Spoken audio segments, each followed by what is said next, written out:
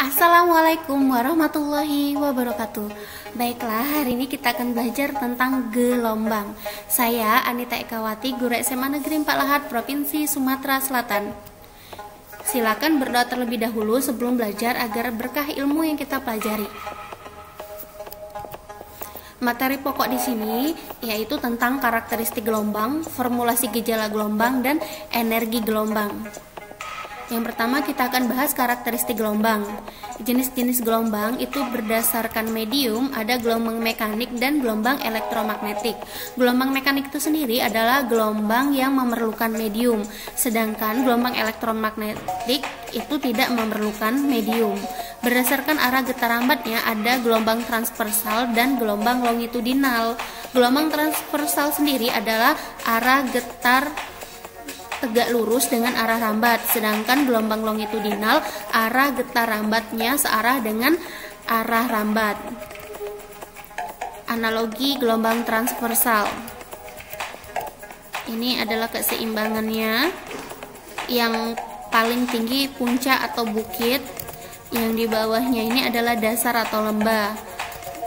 Nah, ini adalah amplitudo. Jadi satu gelombang transversal itu terdiri dari satu bukit dan satu lembah. Analogi gelombang longitudinal. Yang merah ini bagian renggangan, yang biru bagian rapatan. Oke, perhatikan simulasinya. Nah, jadi satu gelombang longitudinal itu terdiri dari satu rapatan dan satu renggangan. Frekuensi gelombang didefinisikan sebagai jumlah gelombang yang terjadi pada sebuah titik tiap sekon. Jadi rumusnya F sama dengan N per T. F itu adalah frekuensi, N banyak gelombang, dan T adalah waktu. Sementara periode gelombang adalah waktu bagi sebuah partikel pada medium untuk melakukan satu putaran getaran penuh. Jadi T besar, T periode sama dengan T kecil per N. Jadi kalau di SMP itu kalian kenal dengan F sama dengan 1 per periode, T periode sama dengan 1 per F. Kecepatan gelombang. Kecepatan atau laju gelombang adalah jarak yang ditempuh oleh sebuah titik pada gelombang tiap selang waktu tertentu. Hubungan V dengan periode, frekuensi, dan panjang gelombang dibuat persamaannya seperti ini. V sama dengan lambda per periode sama dengan lambda dikali F. Formulasi gejala gelombang. Oke, perhatikan gambarnya. Ketika beban pada pegas digetarkan, maka getaran pegas akan merambat pada tali, sehingga membentuk gelombang pada tali, dan gelombang ini disebut dengan gelombang berjalan. Seperti yang diilustrasikan ini. Deskripsi gelombang berjalan. Jadi ini V-nya, kecepatannya, ini adalah panjang talinya. Jadi titik 0 itu menyatakan titik asal getaran seperti titik P. Maka titik 0 juga bergetar harmonis. Dan jika sudut fase awalnya 0, berarti simpangan titik 0-nya adalah Y sama dengan A sin omega T. Ini grafik sinus ya. Makanya dia Y sama dengan A sin omega T. Atau sama juga A sin 2pi kali psi. Y adalah simpangan, A itu amplitudo, omega kecepatan sudut, T adalah waktu, psi adalah fase getaran titik 0. Nah, ini fase getaran di titik P dirumuskan dengan ini. Sementara persamaan simpangan pada titik dengan jarak X dari sumber getaran, ini adalah rumusnya. Y sama dengan A sin 2pi kali psi tadi. Psi tadi kan adalah T per T kecil per T besar, atau ini. Makanya rumus simpangannya ini. Persamaan umum simpangan sebuah titik pada jarak X dari sumber getaran. Nah, jika gelombang merambat ke kanan, maka tanda dalam sinus adalah negatif. Jika gelombang bergerak ke kiri, maka tanda sinus adalah positif. Jika pertama kali sumber getaran bergerak ke atas, maka amplitudenya positif, tetapi jika pertama kali sumber getarannya bergerak ke bawah, maka amplitudenya negatif. Kecepatan titik pada gelombang berjalan.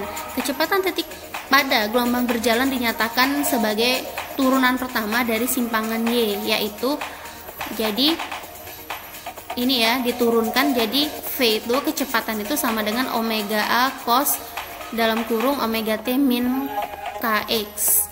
Percepatan titik pada gelombang berjalan itu turunan dari V, jadi percepatan sama dengan min omega kuadrat A sin dikali omega sin buka kurung omega T min Kx tutup kurung. Atau bisa dibuat A itu sama dengan min omega kuadrat Y, karena A sin omega T min Kx ini adalah Y. Fase, sudut fase, dan beda fase. Sudut itu theta ya, theta itu sama dengan omega T min Kx. Ini bisa min, bisa juga plus ya, tergantung arah K-nya. Kemudian fase gelombang di titik P itu C sama dengan T kecil per T besar dikurangi X per lambda.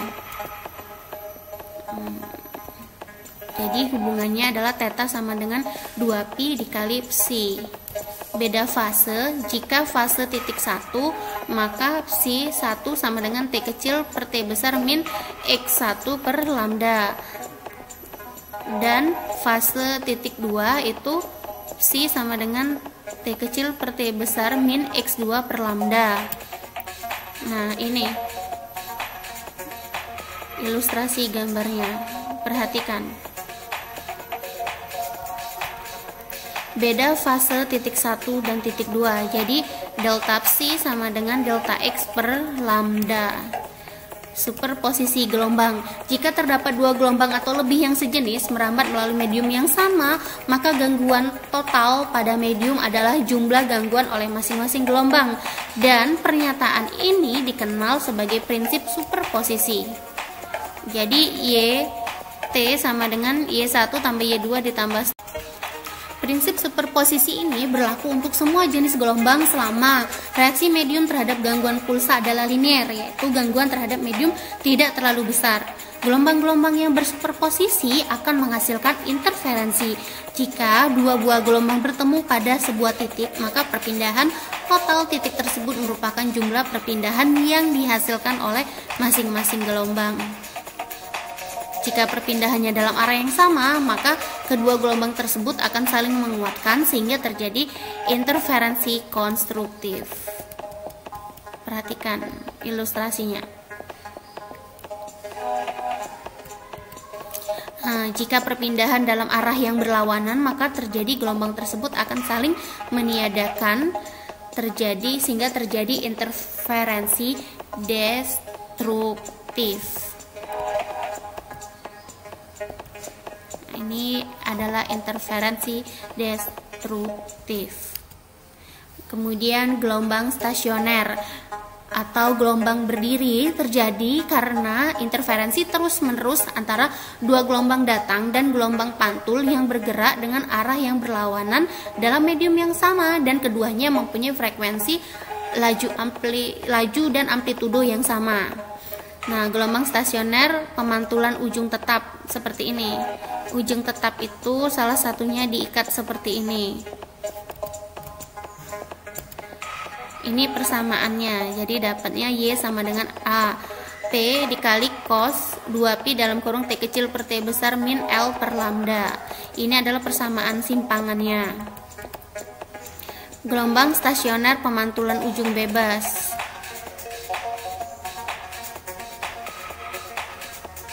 Seperti ini.